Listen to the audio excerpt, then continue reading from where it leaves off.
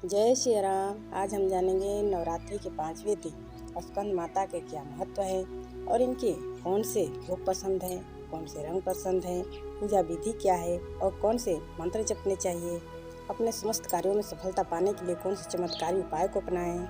मेष संक्रांति कब है और मेष संक्रांति के दिन क्या क्या दान करें। सरकारी नौकरी के लिए, समाज में मान सम्मान के लिए और सरकारी कार्यों में बाधा जो पहुंच रही हो लाभ मिलने में, उनसे सफलता पाने के लिए उपाय के तौर पर कौन सी चमत्कारी दान को करें ताकि इन सभी कार्यों में सफलता मिले। तो वीडियो के अंत तक बने रहें। चलिए वीडियो को शुरू करते हैं। नवरात्रि के 5वें दिन माँ स्कंद की पूजा होती है। माता स्कंद कुमार यानी कार्तिकेय भगवान की माँ है। माँ के स्वरूप की बात करें तो इनकी गोद में स्कंद देव यानी कार्तिकेय जी बैठे हैं और माँ स्कंद कमल के आसन पर विराजमान है। इस वजह से इन्हें पद्मासना देवी भी कहा जाता है। माँ स्कंद माता को गौरी, माहेश्वरी, पार्वती और उमा नाम से भी जाना जाता है।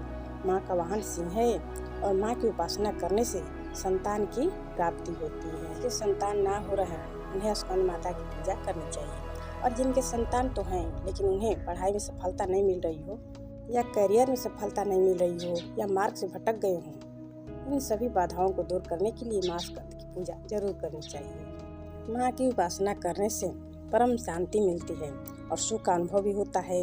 और माता को श्वेत एवं पीला रंग पसंद है। माँ को प्रसन्न करने के लिए पूजा में चाहे तो श्वेत एवं पीले रंग के भी फूल चढ़ाएं या वस्त्र पहनकर भी पूजा करें, वस्त्र अर्पित करें माँ को। स्कंद माता को केले भी बहुत प्रिय हैं और खीर भी बहुत प्रिय हैं। तो इन दोनों में से या तो दोनों का भोग लगाएं या अपनी सामर्थ्य के अनुसार भोग लगाएं। स्कंद माता के मंत्र हैं या देवी सर्वभूतेषु माँ स्कंद माता संस्थिता नमस्तस्यै नमस्तस्यै नमस्तस्यै नमो नमः। एक दूसरा मंत्र है ओम स्कंद मात्रै नमः। इन दोनों में से कोई भी मंत्र जप सकते हैं। देवी पुराण के अनुसार नवरात्रि के 5वें दिन 5 कन्याओं को भोजन कराएं और इस दिन हरा, पीला या सफेद रंग का प्रयोग कर सकते हैं।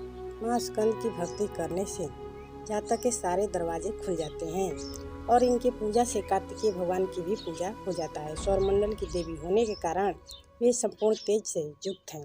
विशुद्ध मन से इनकी आराधना करना बहुत ही लाभदायक होता है।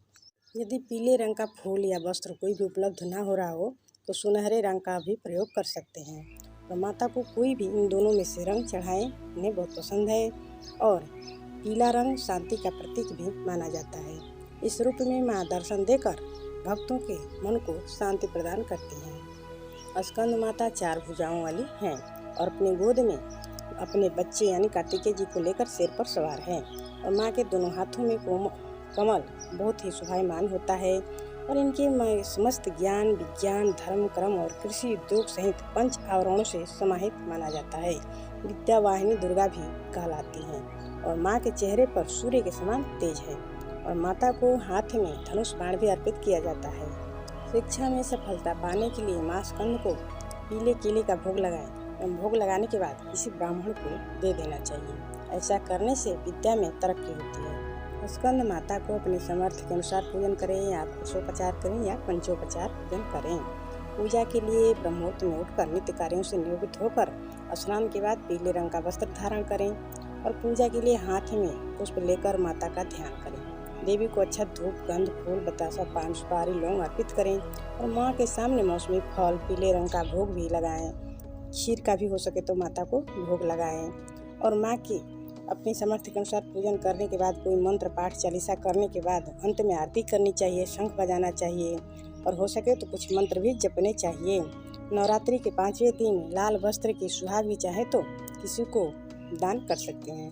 अक्षत समेत लाल फूल भी माँ को अर्पित जरूर करना चाहिए। ऐसा करने से महिलाओं का सौभाग्य भी बढ़ता है। बल, बुद्धि, विद्या के लिए माँ को 5 हरी इलायची भी जरूर चढ़ाना चाहिए और पान के साथ 1 लौंग का जोड़ा भी जरूर चढ़ाना चाहिए। मात्र ऐसा करने से विद्या, बुद्धि, बल तीनों की तरक्की होती है। संतान हेतु खासकर पीले रंग का ही प्रयोग करें। पीले फल, पीले मिठाई, पीले वस्त्र भी चढ़ाकर किसी ब्राह्मण को दान दे देना चाहिए और केसर वाला ही खीर का भोग लगाएं। चना की दाल भी चाहे तो दान कर सकते हैं। मात्र इतना करने से ही संतान से जुड़ी सारी समस्याएं दूर हो जाती हैं।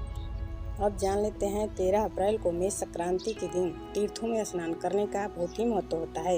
यदि तीर्थ में नहीं जा पा रहे हो तो गंगाजल की बूंदे घर में ही जल में डालकर स्नान करें। उसमें चुटकी भर तिल भी डाल लें, लाल चंदन भी हो सके तो डाल लें और स्नान के बाद सूर्य भगवान को प्रणाम करके अर्घ्य प्रदान करें। जब भगवान को अर्घ्य दें तो उसमें लाल ही चीज़ का प्रयोग करें, जैसे फूल, होली, लाल ही कोई भी चीज़ हो, लाल गुड़ इत्यादि डालकर भगवान को अर्घ्य प्रदान करें। ओम घृणी सूर्याय नमः बोलते हुए अर्घ्य को दें। और सूर्य पूजा करने के बाद चाहे तो दिन भर व्रत भी रह सकते हैं, नहीं तो दान करने के बाद भोजन ग्रहण कर सकते हैं। इस दिन जरूरतमंद लोगों को दान देना चाहिए। संकल्प के साथ दान देने पर और ही लाभ होता है। और इस दिन हो सके तो किसी को भोजन भी करा सकते हैं। कपड़े, नमक, छाता, जूते, चप्पल, पानी का मटका इत्यादि का दान करना चाहिए। स्कंद माता की पूजा करने से कुंडली में बुध ग्रह से संबंधित सारे दोष दूर हो जाते हैं। इसलिए बुध ग्रह को प्रसन्न करने के लिए माता स्कंद की पूजा जरूर करें। देवी पुराण में बताया गया है कि मेष संक्रांति के दिन जो नहीं नहा रहे हों उन्हें बीमारियों से परेशान होना पड़ता है। मनोकामना पूर्ति के लिए चने की दाल का दान करें, गुड़ का दान करें और इस दिन जितना से जितना हो सके लाल सामग्री, लाल वस्त्र भी दान कर सकते हैं। अब जान लेते हैं मेष संक्रांति के दिन पितृदोष से मुक्ति पाने के लिए आम का टिकोरा, पंखा, बेल का फल, सत्तू और मिट्टी के घड़े में जल भरकर किसी गरीब को दान देना चाहिए। इससे पितृदोष से मुक्ति मिलती है। साथ ही सरकारी नौकरी में भी सफलता मिलती है। लाल फूल, लाल चंदन, लाल वस्त्र का भी दान करें और इससे सूर्य मंगल संबंधी दोनों दोष दूर हो जाते हैं। गुड़, घी, गेहूँ, तांबा का भी दान करने से सूर्य प्रबल होता है और मान सम्मान में बढ़ोतरी होती है। साथ ही करियर में भी सफलता मिलता है। मेष संक्रांति के दिन भगवान विष्णु और माता लक्ष्मी जी की भी पूजा कर लेनी चाहिए। सूर्य चालीसा या आदित्य हृदय स्तोत्र का भी पाठ करना चाहिए और जितना से जितना हो सके किसी गरीब को लाल ही वस्तुएं के दान करने से सरकारी नौकरी में भी सफलता मिलती है। आज के लिए बस इतना ही। अगले वीडियो में फिर कोई नई जानकारी के साथ उपस्थित होंगे। तब तक के लिए जय श्री राम, धन्यवाद। प्लीज लाइक, शेयर, सब्सक्राइब जरूर करें।